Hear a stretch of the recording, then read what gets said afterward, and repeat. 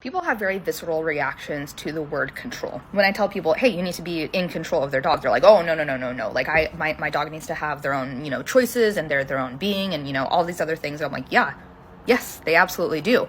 But I think that people have these visceral reactions to saying, hey, you need to be in control because they're confusing being in control for being controlling. So what's the difference? Being controlling typically means that you're more reactive. You lack teaching and guidance, but you want things done a very certain way.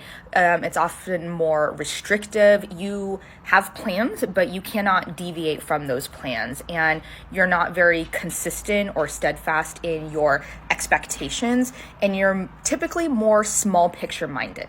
Whereas if you were to be in control, you are ready to respond instead of react. You are going to provide a lot of that teaching and a lot of that guidance. And you're okay with things being done a little bit differently as long as it gets you towards the goal and it's not going to have any fallout somewhere along the line. Additionally, if you are someone who is in control or you're going to be in control, you're more likely influencing instead of restricting actions and behaviors. You have a plan, but your plan is flexible in how you get to the end goal.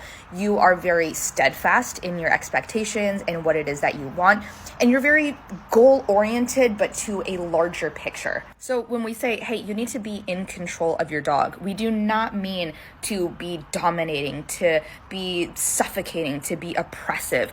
It means that you are a steadfast force. You are a guiding force. You provide information, education, feedback. You are goal-oriented, but you're flexible in how you get there. So the next time that you're thinking, oh, am I just trying to be in control?